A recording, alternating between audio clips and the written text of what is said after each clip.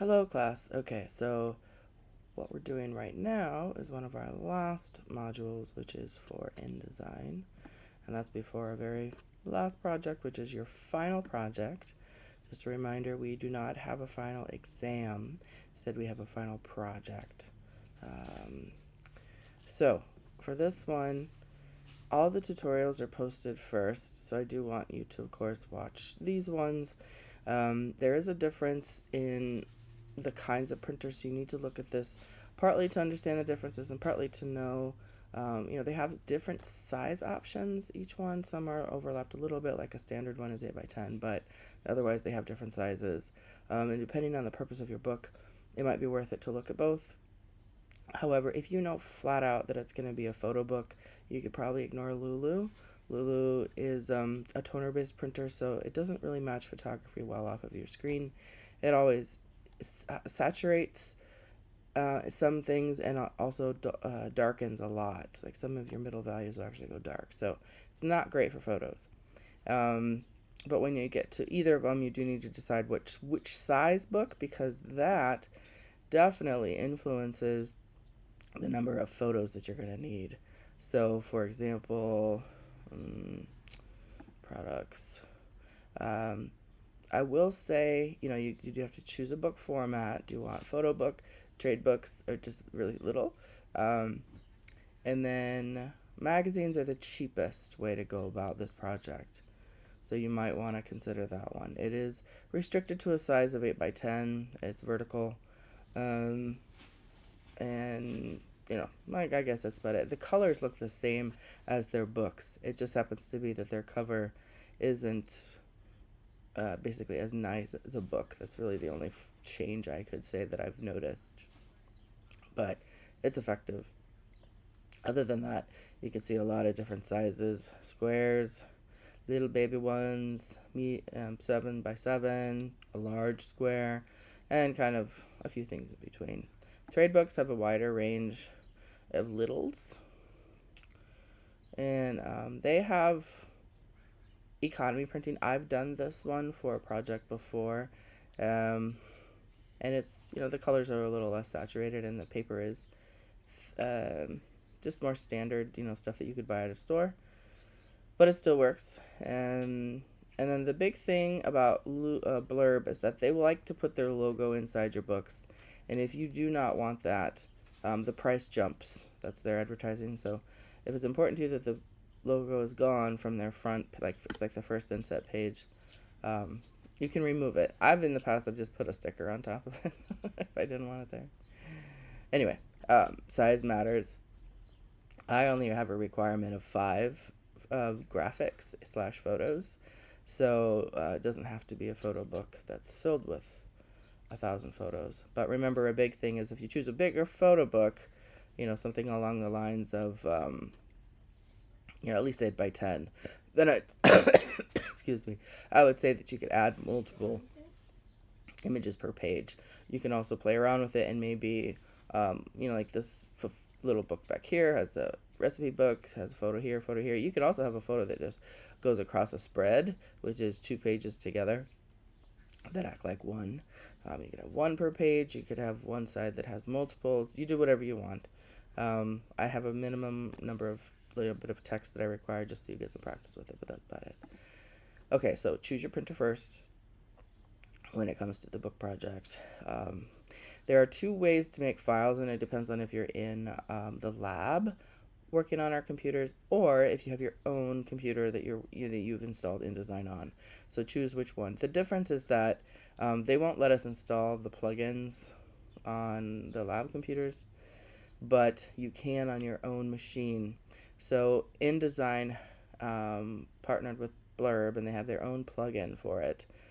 So that means it takes a couple steps away from the process. It's a little nicer. Basically, it's kind of keeping track of things for you. So I would say if you have your own computer, you might want to download this. And if you don't, no worries. It's just a couple extra steps to try to get to Blurb to tell you what exact page sizes you need, because you need to utilize a bleed in this particular section, which you'll see in the video. Otherwise, I'm just going through the basics of the program here, and then yeah, that's kind of about it. Styles are important for if you're going to have quite a bit of text, even if you just feel like, oh, I'm just going to have little blurbs on every page. Styles will tell you, let me open it up just so you can kind of see what I mean by that. So when you open up InDesign, the first thing that you'll do is decide what kind of page. In our case, I don't know that yet because I don't know what book you're doing. If you're using the plugin, I don't have it installed on this particular machine yet, but you go all the way down to File, all the way down to the bottom, and that's where the plugin will be, and you can just start from there, outlining what what kind of book you want. It'll ask you what kind of paper you want, etc. That stuff is important because it determines the thickness of your book. If you have thick paper, your book is fatter. And then your cover needs to be bigger, things like that. So I'm just going to open up a document. I don't even need to do book, just do document. From there, and I reviewed this in another video, so don't worry about if you're not following, that's fine.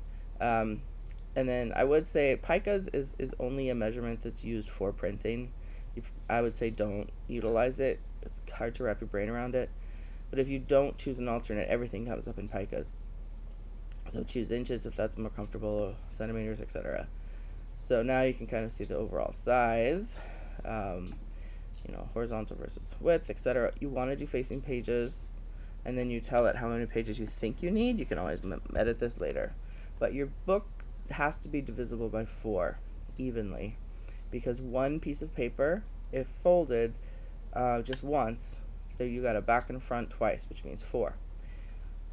Primary text frame, I would say no, you don't need that for this one. It would just establish like text boxes over your whole page. I don't think you need that. Margins will be, that you can start here. You can ignore them, whatever you want. They just are the purple and pink lines you'll see. The bleed and slug, I'm not gonna put them in here. Well, I'll try to remember what the number. I think it's this one, but I'm unlocking this because the inside of your book will have no bleed. Because it's inside of your book, they're not gonna chop that off. So it's gonna be something like that for yours. Essentially, it's like 0.25 when you add things up all around the sides. Slugs are only for printers. We don't need that. All right, so I'm gonna hit create. And the pages is the thing that's new to InDesign. A lot of the rest of this stuff is gonna feel very similar to Illustrator. So the jump from switching software is not gonna be as severe as when we jumped from Photoshop to to Illustrator. So you can see that pink and purple line right there. That's just the default margin. I don't have to follow it if I don't want to, but don't get your text too close to the edge. It gets harder to read. Otherwise, we have layers, links here. You probably got a little bit used to that in Illustrator, but just remember, a link in here does not mean like a website link. This means your photograph. Your photograph is linked when you place it. It is linked to here. And if you remember that I asked you guys to embed your photos for the Illustrator project, you do not want to do that for the InDesign ones. Front one, you'll have too many photos. And the reason that we like to place photos instead is that then your InDesign file doesn't get bloated. If you were trying to open up a file and it was having to read through and show us perfectly all those images, it'll take a long time, even to do a save.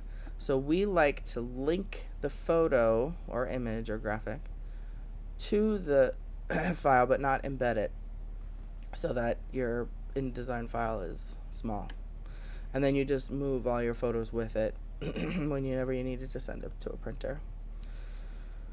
So since I did a horizontal book, you can kind of see them side by side. The video will explain more things, so I'm not going to go through these all individually, but it's just really nice to know that if I build something on one page and I'm like, oh, that's the wrong place, I need my thing somewhere else, then I can just click on my page and just drag it down and move it around. It's so easy to do that stuff.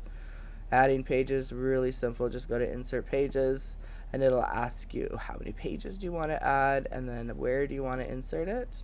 And it's asking for a parent if you want to, or you can say none. Parents are up here, and you can make multiple parents.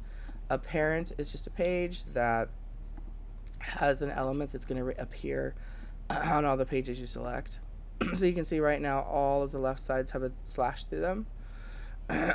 It's usually a decorative aspect or perhaps a background color. You cannot edit it directly from the page unless you ask it to do it. But you can have multiple parents so that, maybe you do in every other situation. But basically it's just a nice thing to have. Let's see what else. Well, the videos will show you, but that's just a very quick look at how Illustrator and InDesign are very similar except for the pages. The rest of the stuff, basically you could probably find it somewhere in here. However, I will caution you about doing a lot of graphic work in InDesign. It is not, it's okay at it, but Illustrator is better. So if you want to do any kind of logo creation, any kind of fancier graphics, just do them in Illustrator, and then you just place your Illustrator file directly in here. It's good at a lot of stuff, but it's basically, like, in terms of graphics, it's a step down from Illustrator. It's great for layout though, and that's its purpose. It's usually we make our stuff in Photoshop and Illustrator, and then we bring them to InDesign and place them in the order that they need to show up. Okay, let me go back over to our blue line. Okay, so hopefully that just gets you started. You do have one small little exercise to do beforehand, is this poster exercise. I have everything in here that you need though, so you just need to download this zip and it'll have everything you need to do it, or you can grab your own things, that's fine too. And then yeah, inside of this is a folder of fonts if you want to pull them from there. So it's a short thing, but it's just a one step into the look for the book project. If we're looking at our timeline, of course we're running out of days, but so this was gonna be today. You can hear I'm sick. Yes, I'm sick, but I'm better. But my kids now are, I gotta take them to the doctor as soon as their office opens. Anyway, so we have this poster exercise due, and then you have a day to work on the book. You can definitely be done with this exercise within a class period time, and then you'll have a day to work on the book, and then another day to work on the book. Remember, no one else is going to see the book except me, so you are welcome to do whatever you want for the book. No one's going to see it.